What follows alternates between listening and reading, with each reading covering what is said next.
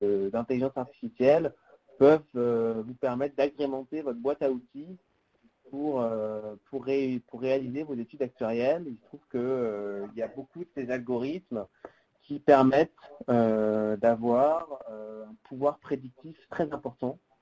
Ce pouvoir prédictif permettant donc d'améliorer les différentes questions actuarielles. Donc, pourquoi l'existence de cette formation? Donc, comme je vous disais, elle a été créée il y a 5-6 ans maintenant, sur la problématique qui était d'amener ces connaissances.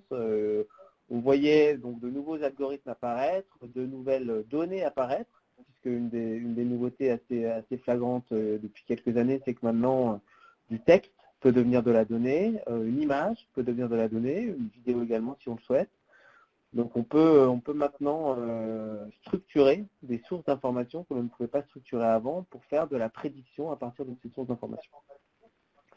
Donc l'idée de la formation, c'est vraiment de donner un ensemble d'outils opérationnels pour les applications en assurance de ces méthodes, de bien comprendre comment on peut mener de bout en bout un projet de data science pour l'actuariat, à commencer par la collecte de données, le nettoyage, les problématiques éthiques et juridiques associées, et puis les différents algorithmes que l'on peut mettre en place, la validation, l'arbitrage qu'on va devoir faire très souvent entre pouvoir prédictif de l'algorithme et interprétabilité de l'algorithme, parce que généralement ce sont les algorithmes qui sont un peu plus black box, boîte noire, qui vont pouvoir donner des prédictions meilleures. Donc, et puis ensuite, le process d'industrialisation et de passage à l'échelle sur des gros jeux de données est également discuté. Donc, voilà un petit peu dans les grandes lignes pourquoi cette formation existe, pourquoi l'Institut du Risk Management, sous l'impulsion de l'Institut des acteurs, a voulu la proposer. Je vais détailler en 2-3 minutes le programme générique de la formation pour vous donner une petite idée. Et encore une fois, n'hésitez pas à poser des questions, puis je passerai la parole à André qui pourra nous faire part d'études de cas actuarielles qu'il a pu mettre en place, ou qu'il peut mettre en place encore maintenant avec ce type d'outil. Donc la formation est structurée en 2 parties, on peut dire donc 2 semestres. Elle commence en janvier, donc là on va commencer à recruter pour la formation qui commence en janvier prochain, donc janvier 2021. Donc de janvier à juin, il y a un premier semestre de mise en place des principaux... je vois déjà une question qui arrive, je vais y répondre dans un instant. De mise en place des principaux outils nécessaires, à la fois outils informatiques et outils statistiques. Donc on se concentre sur une formation axée sur 2 langages, le langage Python et le langage R. Et puis un descriptif des algorithmes d'intelligence artificielle. Donc c'est principalement ça qui a lieu dans le premier semestre, ainsi qu'un descriptif un petit peu clair des différentes étapes d'un projet de data science. Donc je vois une question d'Anna qui demande si la formation est ouverte online. Donc la formation était en présentiel jusqu'à il y a quelques mois avec un module, le module Python, qui a lieu justement en ligne en utilisant une plateforme Data Scientist. On est passé en virtuel depuis quelques mois, ça se passe bien. Ce qui est assez probable, c'est que la prochaine version soit possiblement une alternance entre du virtuel et du présentiel, avec bien sûr la possibilité de tout passer en virtuel si les conditions sanitaires le nécessitent. Donc ce sera une alternance a priori entre présentiel et virtuel l'année prochaine, et puis on s'adaptera comme tout le monde aux conditions générales que nous on aura aux conditions sanitaires du pays. Donc voilà, donc, tout ça pour dire qu'elle a été construite pour être en présentiel à la base et elle fonctionne très bien en ligne depuis maintenant 3 mois. Donc ce premier semestre, c'est introduction aux principaux algorithmes de machine learning et à leur implémentation en R et Python. Et ce semestre se termine par la validation, par un hackathon Donc un hackathon qui dure 2 jours. Ah, puis j'en profite pour répondre à la question de Rémi qui demande quelle est la fréquence des cours par mois. Donc le rythme, c'est 2 jours par mois. 2 jours par mois, généralement des lundis, mardis. Donc 2 jours en janvier, 2 jours en février, et ainsi de suite jusqu'au mois de décembre, à part le mois d'août. Donc 2 jours à coller par mois. C'est comme ça que ça fonctionne. Donc ce premier semestre se concentre sur comprendre les outils à la fois R et Python que l'on va pouvoir utiliser et les algorithmes sous-jacents. Se finit avant l'été, là il aura lieu dans 2 semaines, un hackathon où pendant 2 jours il y a des séances actives par mini-groupe pour proposer des réponses à ces algorithmes de machine learning à une problématique actuelle sur données réelles. Et puis ensuite, lors du second semestre, on approfondit certains sujets. Un des sujets est lié aux problématiques éthiques, juridiques, anonymisation des données. C'est le module E que vous voyez décrit sur le slide. Il y a un thème qui se concentre sur les problématiques de faire passer à l'échelle des algorithmes. Donc mettre une surcouche typiquement sur Python qui va permettre de faire tourner les algorithmes en parallèle, ce genre de choses, en utilisant des modules tels que Spark. Bon, André est spécialiste, il pourra vous en parler plus en détail si vous avez des questions là-dessus. Un module dédié à l'utilisation de données moins classiques, peut-être, telles que des données textuelles, avec du text mining, ou des images, ou autres, en tout cas la mise en place de ces fameux algorithmes de deep learning, de réseaux de neurones, qui permettent donc de traiter des flux de données plus importants et de faire de la prédiction avec, de faire du feature engineering, de l'embedding de données, de l'organisation des données utiles. Un module dédié à l'apprentissage pour la gestion des risques, avec un focus sur des problématiques un petit peu plus financières de gestion des risques et d'assurance vie. Et puis un module dédié de façon générique à l'intelligence artificielle pour l'assurance, où on va voir des études de cas. Alors ça peut changer selon les années, selon les nouveautés un petit peu jolies qui sortent. Cette année, il y a de la télématique, donc utiliser des données de déplacement d'automobile pour essayer de prédire des fréquences d'accidents. Il y a aussi une séance dédiée aux méthodes génératives, à l'utilisation de GAN ou autres, je ne sais pas si vous avez entendu parler, qui permettent de faire de l'augmentation de données pour faire de la prédiction. Il y en a une également dédiée à l'utilisation de photos de voitures endommagées pour essayer de prédire les montants de remboursement. Donc voilà, un petit peu de nouveauté, une dédiée à la blockchain qu'on a depuis quelques années. Et puis l'année se valide par l'assouplance d'un projet d'application de la data science à l'actuariat, qui occupe une bonne partie du temps lors du second semestre et qui est soutenu devant un jury dédié composé principalement de formateurs, d'enseignants de la formation et d'anciens lors du mois de janvier. Et pour ce projet, vous êtes accompagné par 2 tuteurs, un tuteur qui est un ancien de la formation et un tuteur qui est un ancien. Et puis l'idéal pour ce projet, c'est que vous arriviez avec vos données, une problématique actuarielle, et puis qu'on puisse voir quel type d'algorithme de machine learning pour votre entreprise, pour vous, serait le plus adapté pour ceci.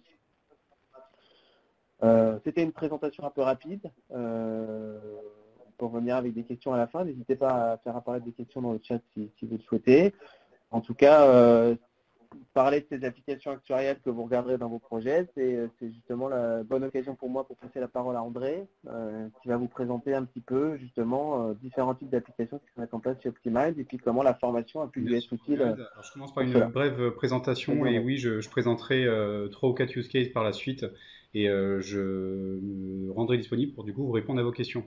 Donc, ça fait faire 9 ans maintenant que je bosse à Optimind. J'ai toujours été proche des outils actuariels et ensuite, il y a un peu moins de 6 ans, j'ai pris le virage de m'accaparer le monde de la data science et donc du machine learning, de la visualisation, du travail en grande dimension et d'aller aussi récupérer les informations sur le web ou faire du cloud computing. Donc, clairement, j'ai été du coup dans la promotion numéro 2, dans la deuxième année du coup de la formation data science.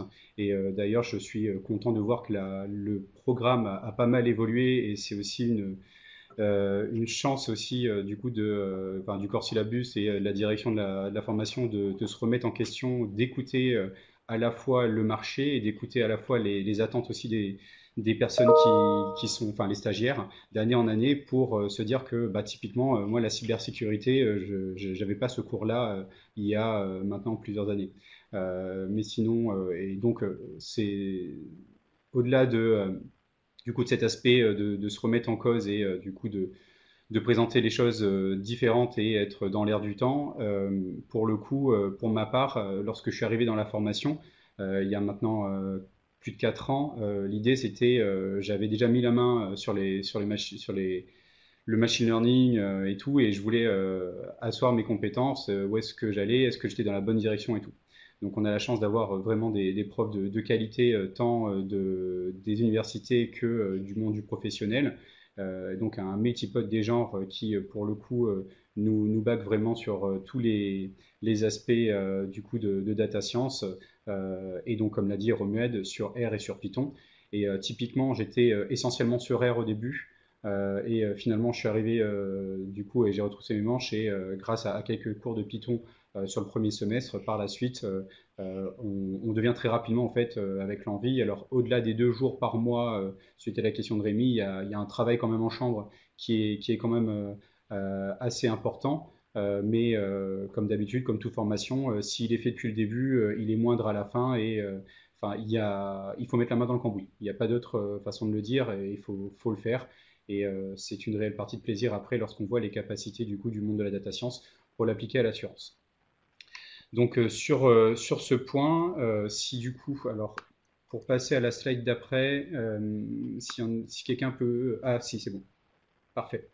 Je le vois, nickel. Je m'en occupe, merci. Donc sur le premier use case que je souhaitais vous présenter, typiquement là, vous voyez un use case de bout en bout, de la collecte de la donnée jusqu'à, au-delà d'obtenir un tarif, comment je peux piloter dans le temps. Donc pour ceux qui ont déjà vu ça au quotidien de manière traditionnelle, au fait, l'idée c'est de travailler en plus grande dimension et utiliser sa boîte à outils, nouvelle boîte à outils de la data science pour challenger l'existant, pas forcément le remplacer, mais venir au fait s'ajouter à l'existant. Et il y a aussi la particularité, maintenant on arrive depuis maintenant un peu plus d'un an à décortiquer ce qui se trouve dans ces fameuses boîtes noires, mais dans l'idée c'est que en utilisant le Random Forest, le GLM, mais dans un univers machine learning, le gradient boosting ou les réseaux de neurones ou d'autres algorithmes. Dans l'idée, c'est comment on peut voir les choses différemment et du coup avoir plus de données en entrée et challenger l'existant. Challenger l'existant, il ne se fait pas uniquement sur l'aspect de mise en exergue de certaines variables, mais également de voir les choses autrement, de se dire profiter aussi des technologies de visualisation qu'il y a à notre disposition. Au-delà d'obtenir un modèle, c'est d'aller voir différemment. De toute façon, on n'a pas tellement le choix parce que c'est travailler en grande dimension et essayer de jouer sur les couleurs, les graphes, pour combiner les choses là où notre œil ne voit que en relief et en 3 dimensions. Donc c'est des choses aussi que vous pourrez voir pendant la formation. Et vous voyez là que par exemple la visualisation elle est à tout niveau, de la collecte jusqu'à le pilotage de votre risque, mais aussi sur comprendre ce que le nouvel algorithme a pu du coup vous présenter comme challenge du modèle actuariel traditionnel. Donc voilà sur l'aspect tarification, en sachant que cette chaîne de tarification, vous pouvez, enfin ce type de projet qu'on a pu mener pour plusieurs clients, on peut le faire que ce soit sur R, mais aussi sur Python. Et il y a aussi l'aspect, alors l'a dit très rapidement Romuald, d'assurer l'industrialisation. Il y a eu des difficultés il y a 3 ou 4 ans de se dire on trouve des choses, mais il est plus difficile, au-delà de convaincre les gens de la capacité de venir s'ajouter à l'existant, également de l'industrialiser. Et au fait, tout simplement, il faut se donner aussi les moyens et un langage, s'accaparer le langage et communiquer différemment avec les data scientists, par exemple si j'ai la casquette actuaire, mais également avec une maîtrise d'œuvre qui va être différente parce qu'elle va travailler sur des structures différentes. Ça va plus être la BDD classique via du SQL, on va baser sur du data lake et du coup avoir aussi également de la présence de non structurés. Donc en tout cas, voilà ce que je peux vous dire sur le premier use case. Euh, sur le niveau de connaissance, si je réponds à la question d'Anna, pour le coup, on, de mémoire, on préconise, tu me trompes, enfin tu m'arrêtes, Romuald, si je dis des bêtises, mais on préconise un niveau enfin, un langage de prédilection entre R et Python, mais si vous en connaissez un comme le C, le Java ou quoi, vous seriez les bienvenus. Et après, le premier semestre, comme l'a montré Romuald, vous permettra d'atteindre le niveau nécessaire pour vous ensuite sentir complètement à l'aise sur mener un projet de machine learning ou travailler en grande dimension, aller récupérer des données sur le web, etc. Tu veux peut-être rajouter là-dessus, Si je peux Romuald? juste compléter d'un mot, juste un mot, en effet. Donc, le niveau, généralement, les stagiaires sont totalement débutants en Python. Et la formation est construite pour des stagiaires débutants en Python, ce qui est le profil habituel des actuaires. Et généralement, en effet, les actuaires ont certaines connaissances plus ou moins poussées en R, et comme André commence en ne jurant que par R, et puis à la fin de la formation, ont souvent basculé sur Python. Exactement. Enfin, au final, Je te rends je la suis parole, André. sur les deux. Je suis sur les deux. Je capitalise sur ce que j'ai pu déjà faire sous R et je me retrouve plus facilement sur les nouveaux projets sur Python. Je l'avoue. Euh, alors, je passe au use case suivant. Effectivement, le domaine de la data science, via ce use case qu'on veut vous présenter, c'est pas uniquement le machine learning, c'est aussi l'univers de la visualisation. Tant sur, on va utiliser, alors ça peut être utilisé des outils type Tableau, ClickView ou les solutions Microsoft ou autres. Il y a aussi utilisé par exemple les packages Plotly ou ggplot. Et par exemple, Plotly, c'est peu ou prou à la syntaxe près la même chose sous R et sous Python. Donc, typiquement, c'est des choses qu'on va aussi pouvoir vous enseigner. Vous allez avoir un projet là-dessus. En tout cas, moi, j'ai eu un projet par le passé à rendre sur la visualisation. Et vous verrez que en quelques lignes de code, vous pourrez pas uniquement faire un graphe, mais avoir un graphe dynamique.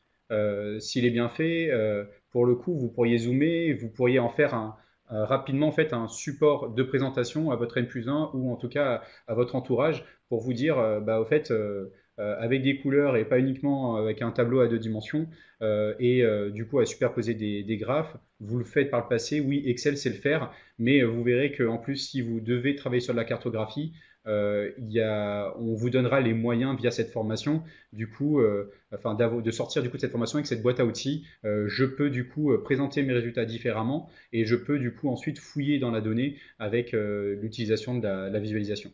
Et je me rappelle aussi, lorsque j'étais du coup en tant que stagiaire, il y avait un cours que j'avais bien aimé, c'est sur l'aspect de communication avec le graphe et nous montrer qu'au fait, faire un graphe c'est bien, mais un graphe c'est bête, mais avec un titre mal choisi, une échelle mal choisie, un jeu de couleurs où on nous apprend que les histogrammes, il vaut mieux les avoir en vertical dans certains cas et surtout à l'horizontale dans d'autres. C'est donc des choses aussi que vous apprendrez lors de cette formation. Et là, sur ce use case, dans l'idée, c'était d'aider un de nos clients sur de l'assistance auto de manière européenne. Vous avez des cartes là qui zooment pour le coup sur l'Italie, si je ne me trompe pas. Je reconnais la petite botte. Du coup, de se dire que on a commencé d'abord à positionner sa donnée au sein de son data mart. Hein. Il avait un décisionnel pour alimenter les métiers. Et on a pris ces données. Il avait déjà un peu de carto, mais il y avait clairement eu tout à refaire sur les aspects de cartographie. Donc, grâce à Plotly et à d'autres packages de graphes, on a pu du coup lui permettre de voir les choses différemment et avec pour objectif au final, au-delà déjà de s'accaparer son univers et de présenter ses chiffres différemment, c'est d'aller optimiser son réseau de distribution.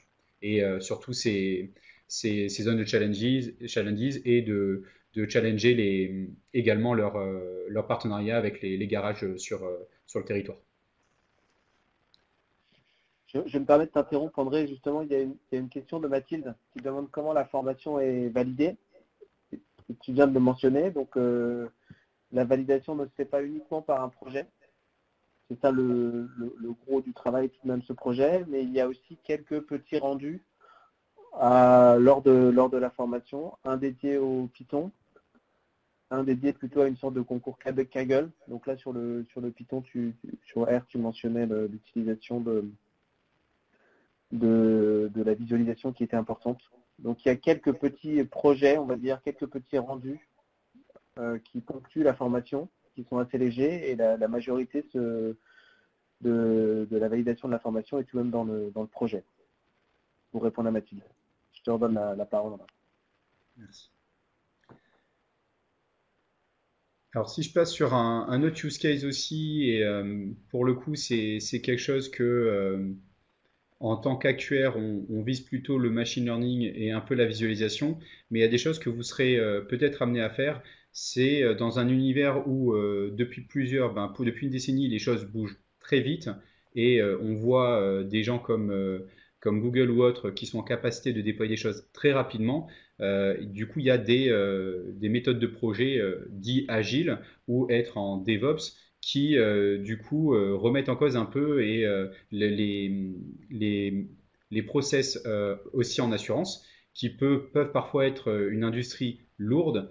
Et du coup, à travers le POC et ensuite avec un aspect d'industrialisation, c'est de réduire aussi les temps d'exécution et le process et d'utiliser R au final et Python pour aller faire de l'automatisation. Et donc, c'est des choses aussi que vous pourrez voir. Et au-delà de faire cette automatisation, on constate tous depuis plusieurs années aussi que l'ensemble de nos applications migrent de plus en plus, voire maintenant sont en majorité derrière un navigateur web. Et donc, dans l'idée, c'est que vous pourrez utiliser ce que vous apprendrez à la formation pour comprendre comment déployer rapidement, ou en tout cas pour converser avec les bonnes personnes autour de vous, pour assurer le déploiement de ce que vous avez pu créer. Et ce qui est difficile aussi parfois à maîtriser et à comprendre, là où au fait quand on est en mode projet en assurance et qu'on sait qu'il y a des projets qui durent 1 an ou 2 ans et qu'on est dans des cycles de mise à disposition par la maîtrise d'œuvre, faire de la recette, etc. etc. Donc c'est aussi cet univers dans la data science de dire, bien sûr de manière intelligente, de manière pragmatique et avec une mesure des risques de production, de mise en déploiement importante et maîtrisée, qu'au fait, on va travailler à chercher un résultat rapidement, suffisant, et ensuite venir réitérer sur chaque bloc pour avoir un meilleur résultat. Donc c'est aussi des choses que vous allez voir via R, via Python, et que vous pourriez envisager, et il y a beaucoup de choses aussi, il y a des choses riches sur le web qu'on peut trouver, et ça fait partie d'un de mes cours que je donne à la formation des DSA, de se dire comment je déploie, comment je travaille en grande dimension, et comment je peux du coup rapidement apprécier un résultat en mode SaaS. Et effectivement, de notre côté Optimine, on a pu avoir pour certains clients, on leur a proposé sur des solutions qui étaient obsolètes parce que c'était des anciens programmes lourds installés sur chaque poste utilisateur, d'analyser leur outil actuel et de voir la possibilité de le faire passer sur un navigateur et d'avoir un serveur dédié pour la cause. Et je vais du coup ensuite vous présenter un dernier use case autour de la réforme 100% santé qui nous préoccupe du coup, qui préoccupe la branche santé depuis maintenant un peu plus d'un an.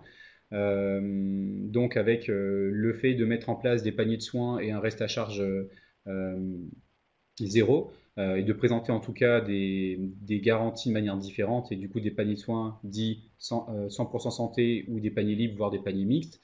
Dans l'idée, c'est que pour un de nos clients, on devait apprécier l'impact du coup de cette mise en conformité. Et il s'avère que depuis maintenant 4-5 ans, et de manière rétrospective, il y a une dizaine d'années qui a été mise à disposition par la sécurité sociale des prestations de manière nationale.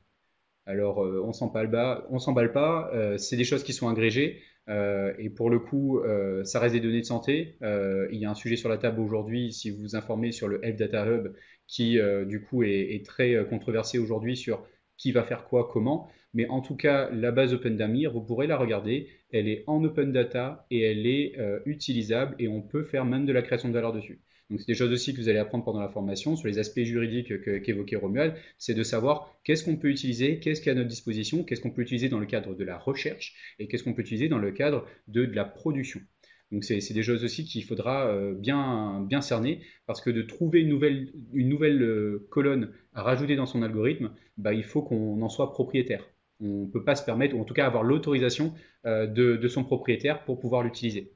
Donc c'est des choses qu'il faudra faire attention. Et donc, in fine, ce qu'on a pu faire en utilisant les prestations d'OpenDAMIR de manière globale et à la maille métropolitaine, on a pu du coup prendre les prestations nationales, on a pris la prestation de cet assureur, les prestations de cet assureur, et du coup, on sait que sur certaines poches et sur certaines régions, l'assureur n'avait pas de consistance de données, n'était pas suffisamment déployé, ou en zone rurale avec très peu d'informations. Et ben dans l'idée, avec coupler la capacité enfin, vous allez apprendre à récupérer la donnée et travailler en grande dimension. La base OpenDAMIR, c'est des millions de lignes, c'est des lignes mois après mois. Donc, c'est du coup de se dire, une fois que vous arriverez à récupérer ces éléments, et ben, vous reviendrez aussi dans un monde actuariel, parce que typiquement, on a utilisé la théorie de la crédibilité pour du coup trouver le juste milieu et comment réajuster la vision RAC 0, la vision impact de la conformité 100% santé pour le portefeuille de l'assureur en utilisant du coup les données nationales. Donc c'est des choses aussi que pour résumer que vous apprendrez pendant la formation, c'est d'aller collecter la donnée, de pouvoir la qualifier de je peux l'utiliser, je ne peux pas l'utiliser, du coup de la structurer et ensuite du coup de l'intégrer dans les algorithmes et challenger l'existant.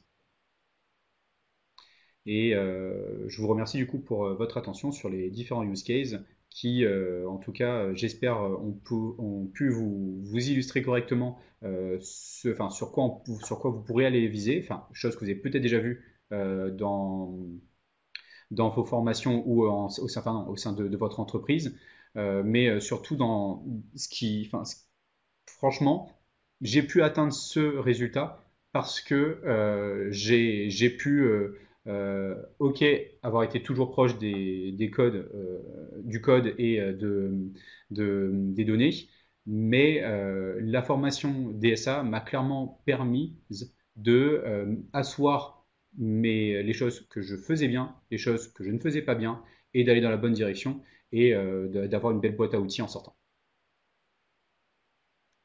Merci beaucoup André pour ce témoignage. Ce qui ressort de manière assez poignante, je trouve, c'est que finalement une des difficultés rencontrées par le secteur de l'actuariat depuis déjà quelques années, là, c'est d'arriver à adapter ces méthodes de machine learning pour les appliquer à des problématiques actuarielles, puisqu'elles n'ont pas été construites pour ça à la base. Et comme tu disais sur ton exemple de Damir, revenir à la crédibilité à la fin, ça permet justement de se rattraper aux branches habituelles de l'actuariat. Et donc une des difficultés, c'est d'arriver à mixer ces deux choses-là, notamment les méthodes de machine learning ne sont pas construites à l'origine pour s'occuper de données structurées en temps, séries temporelles. C'est aussi une problématique qui fait qu'il faut adapter aussi ces méthodes quand on veut les utiliser avec des modèles de durée de vie habituels en actuariat ou autre. Merci beaucoup pour tes témoignages. Je t'en prie. C'était très enrichissant. Je vois qu'il y a une question de Rémi sur les processus d'inscription à la formation. Donc déjà, pour information, toutes les informations nécessaires pour s'inscrire sont déjà sur le site. Je crois que la deadline pour s'inscrire doit être aux alentours de fin septembre, si je ne dis pas de bêtises, pour vous donner un ordre de grandeur, mais le plus tôt est le mieux. N'hésitez pas à vous inscrire. Et pour une question plus spécifique de Rémi, il est tout à fait possible en effet de s'inscrire à ou de demander une inscription à un seul des 2 semestres, par exemple d'étaler sur 2 ans, si on considère que ça va être difficile de se libérer 2 jours par mois pendant une année complète, et donc faire le premier semestre la première année, le deuxième semestre la deuxième, ou éventuellement demander une inscription directement au deuxième semestre, auquel cas il y aura un échange pour être sûr de voir s'il est possible en effet de suivre directement le deuxième semestre avec votre parcours et votre expérience. Donc oui, c'est possible. Et j'ai envie de dire que le profil idéal pour participer à cette formation, c'est d'être dans le secteur de l'actuariat, bien entendu, avec tout de même une appétence informatique importante qu'il faut noter, puisque l'idée, c'est de mettre les mains dans le cambouis et puis d'essayer de comprendre vraiment un peu comment ces algorithmes fonctionnent pour être capable à la fin d'être opérationnel sur ces sujets, opérationnel pour échanger avec les gens qui font ça au quotidien en tant que manager. On a eu ce type de profil qui sont venus faire la formation, mais aussi opérationnel pour être capable donc, de coder ces choses-là directement et d'agrémenter la boîte à outils de l'actuaire avec ces nouveaux outils. Et je permets juste Oui. d'ajouter que tu parles bien d'appétence parce que j'ai pu avoir un échange par le passé avec des personnes qui se posaient la question est-ce qu'il enfin, qui se posaient la question de s'inscrire à la formation. Et clairement, en fait, la compétence informatique serait mieux, mais si vous n'êtes pas fermé et si par exemple nombreux d'entre vous dans le monde de l'actuariat, si vous êtes à l'aise sur R ou si vous êtes à l'aise sur VBA, c'est déjà une bonne entrée en matière. Et donc, on parle bien d'appétence et pas de compétence en informatique. Faut pas le confondre. Faut pas avoir peur de se dire, oui, j'y connais rien, donc j'y vais pas. Ça s'apprend aussi. Par contre, il est vrai que si de lire une ligne de code et d'essayer de débugger, c'est des choses que vous avez vécues, que vous n'avez pas envie de le revivre, là, c'est une autre chose. Merci pour cette précision, André. Je ne vois plus de questions dans le chat. S'il y en a de nouvelles qui apparaissent, n'hésitez pas, nous essaierons d'y répondre. Ah si, je vois une question de Mathilde justement. Peut-on décaler l'inscription au S2 au terme du S1? Alors on n'a jamais eu ce cas de figure, mais je ne vois pas de raison pour lesquelles ce ne serait pas possible. Donc on n'a jamais eu ce cas de figure, mais on a déjà eu des gens qui ont choisi de repousser une partie de leur scolarité pour un projet ou autre. Donc je pense que ça s'y applique bien. Il y a une question de Simon sur essayer de discuter un petit peu les perspectives des applications du machine learning en assurance vie. Tu veux tenter une réponse, André, que je compléterai éventuellement? Oui, clairement. On a pu travailler sur deux use cases il y a maintenant 3 mois avec deux assureurs, enfin un assureur et un banquier autour de l'assurance vie. Et j'ai pu également accompagner en tant que tuteur un des stagiaires l'année dernière sur des problématiques d'assurance vie. Alors, qu'est-ce qu'il y a comme problématique? Il peut y avoir le fait d'aller chercher à mieux comprendre les lois de rachat et donc du coup de faire parler les algorithmes et de challenger l'existant. Et qui sait de se dire, mais toujours de manière pragmatique, d'avoir un modèle de prédiction dans les modèles LLM à la place de l'existant. Et puis il y a eu aussi le fait de resegmenter et de trouver des profils. C'est du coup c'est ce qu'a, pardon, excusez-moi, je vais y arriver. C'est ce qu'un stagiaire a fait l'année dernière que j'ai pu suivre dans l'idée de trouver des clusters d'individus et ceux en actuariat vie. Donc les applications, il y en a plusieurs depuis quelques années et en termes futurs, ce qui, j'ai envie de dire que il vaudrait déjà peut-être reprendre les sujets qui ont déjà été évoqués et de les faire si ça n'a pas été fait dans votre entreprise. Euh, je ne me suis pas reposé la question aujourd'hui, ce qui pourrait être fait dans le futur, mais en tout cas, il y a pléthore de choses qui ont déjà été faites en assurance vie et qui méritent d'être déjà analysés et d'être appliqués à votre univers. Merci. Merci André. Merci à tous pour avoir participé à ce webinaire. Je vois que l'heure tourne. On a déjà largement dépassé la durée prévue. Donc, comme vous l'avez vu, il y a de nombreuses applications du machine learning à l'actuariat et notre formation peut vous y préparer. D'autres applications possibles du machine learning au secteur de l'assurance actuelle sont liées à comment est-ce qu'on fait à partir des données comment on peut utiliser la data science dans la modélisation des épidémies. Donc on a déjà fait justement des sessions spéciales sur ce sujet dans la formation. Et on aura justement le prochain webinaire dédié à ces questions et plus spécifiquement sur l'utilisation du contact tracing et les problématiques de data privacy associées.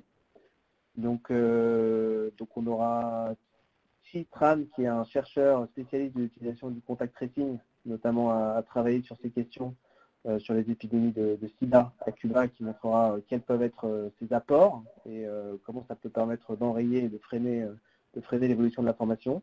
Et puis Florence Picard et Juan Christian discuteront des problématiques éthiques de gestion des données, de data privacy et quels sont les enjeux sous-jacents et dans quelle mesure cela peut être utile dans un cadre actuariel ou de façon plus générale dans un cadre sociétal. Je vous remercie. Merci à tous. Je vous souhaite une bonne fin d'après-midi. N'hésitez pas à revenir vers nous, vers le secrétariat de l'Institut du Risk Management si vous avez des questions. Merci encore André pour ton intervention. À bientôt tous.